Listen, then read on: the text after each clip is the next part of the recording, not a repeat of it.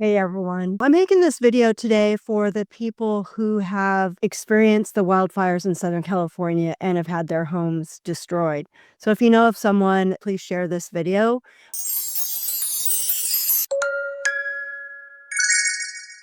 My intention is that it helps someone to get a different perspective, to hear from someone who's been through the experience, and to know that there is hope. So if I can help one person, that's always my expectation with any video that I make. But I'm definitely feeling called to make this video for those individuals. And I have been through it. 4.5 years ago, my cabin was destroyed by wildfires in the Southern Sequoia National Forest. And it not only burned to the ground, but also did the acres, thousands of acres of pine trees and sequoias. So the first thing I want to say is that when they say that you can go in and see your home, you don't have to go. I know for me, they gave us a window of, you can go in on this Saturday from 10 to 2, whatever it was. My husband went. I decided not to go. I knew that emotionally I was not ready or prepared, nor did I want to see it. So give yourself grace and permission that just because it's available to you to go see your property, you don't have to go. There's no reason to cause more emotional pain if you're not ready, and you'll know. For me, it took me 6 months and it was still there, but that's how long it took me to be ready. And then I was able to go. So that's the next thing I want to bring up. Cleanup. It took 1 year to clean our property. So there's some things to know about that. And yes, it does cost to have your property cleaned up. So it has to be FEMA or another agency or contractor that is licensed to be able to deal with toxic materials because the property is toxic, as well as the soil. So FEMA comes in, or another approved licensed agency. FEMA comes in, and I'm just going to say FEMA because that's who cleaned our property and that's who we dealt with. First of all, you have to sign the paperwork. There are documents that you must sign to approve them to go onto your property to clean it up. You can't guarantee that that paperwork is going to be seamless because the communication goes between FEMA and the county, and our paperwork was lost 2 times. So you have to really be on them to make sure that they've received the paperwork, that FEMA has received the paperwork from the county, and that everyone is on the same page. FEMA goes in, they take the debris, take it to a disposal site that approves of accepting toxic materials. And again, this is from my experience. And then they not only take the debris, they scrape the soil, and in that scraping of the soil, they then test the soil that's remaining. And the soil then has to be tested by a specific agency that they can then make sure that the soil that is beneath what they've scraped off is free from toxins. Now, once that takes place, again, for us, it took 1 year. Then you can go ahead and deal with permits and hiring people for rebuilding if that's what you're going to do. I know for us, 2 of our neighbors have decided to rebuild, and besides us, and about 50 have not. So it really is a decision that every individual needs to sit with. For us, it was a secondary property. However, we were there every week and had been there for over 15 years. So we were going to definitely rebuild, but that's, it's a personal decision. So with that, you need to go to an architect. You need to have plans designed and built. So in this decision, you also need to decide, am I going to go with similar square footage or different? And there is a reason why you want to do that, and think about that. So you have to meet with an architect, have a design made, and also hire a contractor. And I know that seems really simple, but my recommendation is that you hire someone that understands the local permitting process in your county or city, whatever it is. That definitely benefited us because we're familiar with governmental agency. So they knew the permitting process, which helped. And every region is a little bit different.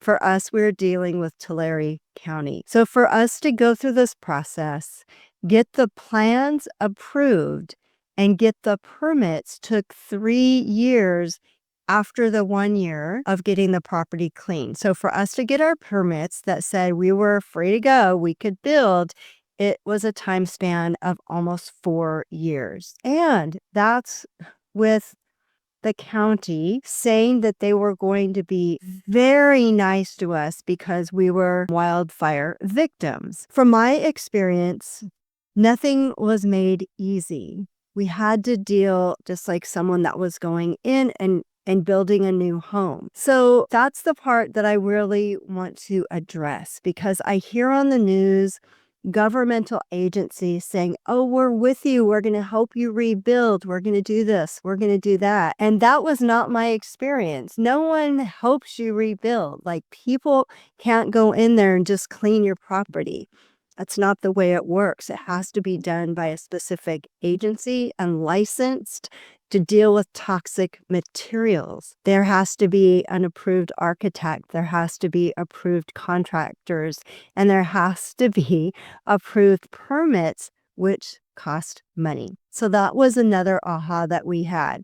So this is why I'm saying that the square footage is important, because if you go in and you get a permit for a building, a home that is similar square footage, then you should not have to pay for school fees. And again, this all costs thousands of dollars. But if you decide to rebuild a larger home that is not the same footprint as your previous home, then you will have to pay, from my experience, school fees on the part of the home that goes beyond the square footage that you had previously. So these are just some of the nuances, and being able to get the school fees waived, for example, was something that I learned. Because here's the truth. If you go in to get permits and you don't mention the school fees, they will charge you for the school fees. If you go in and say, hey, can I get my school fees waived? Then they're going to give you the process to be able to do that. And that took legwork. I had to visit the school district 2 times and go back and forth with the county in order to get that process done. So it is not impossible, but it is legwork. And the final thing that I want to mention is I want to mention insurance. So we had insurance. Hopefully you do too. And I know that that's the first agency that you call, but I just want to mention that it's very important, at least I found for me, is I found it very important to be very kind to them. Because these individuals are dealing with hundreds of people that have been through a tragedy. And so I felt like it was important to me anyway, to be very kind and supportive of them. For example, asking them, how was your day? Because again, they're talking to lots of people that have lives that have been destroyed. And that's not easy. So really, I wanted to make it easy for them to have a conversation with me. And honestly, it was like a full-time job in order to jump through all the hoops to provide all the information that they needed. And at the beginning, the insurance company, yes, they would like to have pictures of the inside of your home, pictures and videos of the outside. They wanted to have everything itemized in every room, in every outbuilding, and to have everything itemized that you had lost. From your pots and pans in the kitchen to the shovels in the garage, it's everything. That was the most tedious part, but it's also the most heart-wrenching part. And being able to do that, honestly, I hired someone to help me not because it was so tedious, because you're talking about your things that you've lost, and it wasn't the easiest thing in the world to do.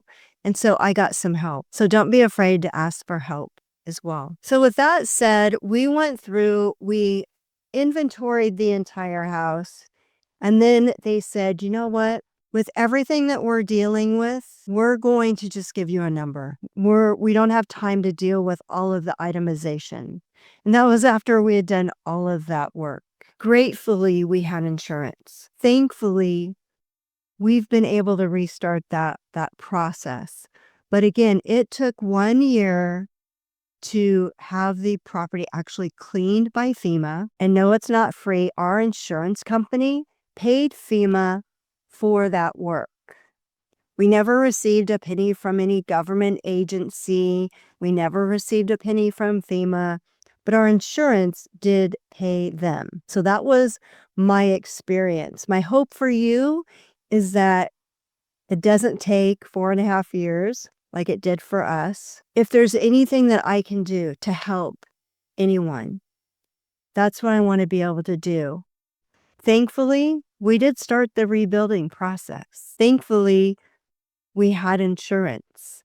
But just know that it doesn't happen so quickly as we think it might, especially when everyone around us, from government officials to different agencies, are saying, we're with you, we're going to help you. It's you and your insurance company.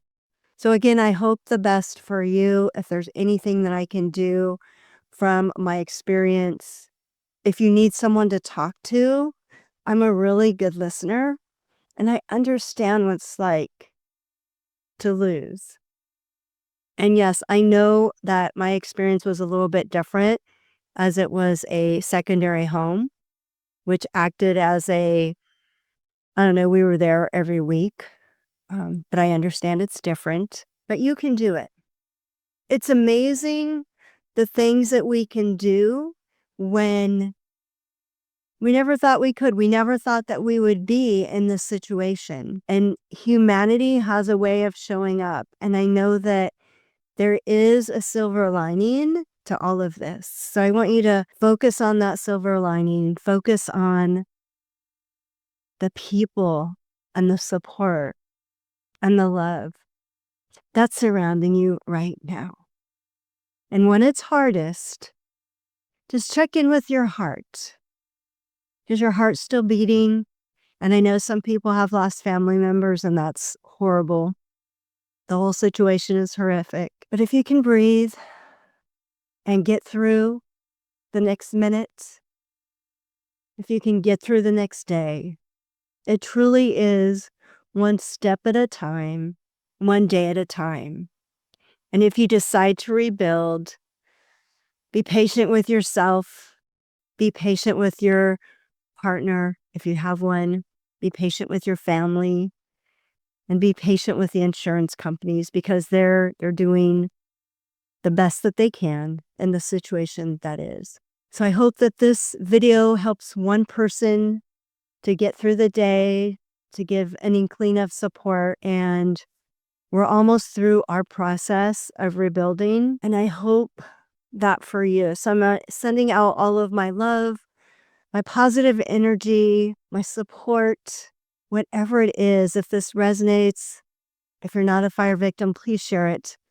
I want this to go out so that it can help at least one person. Thank you so much.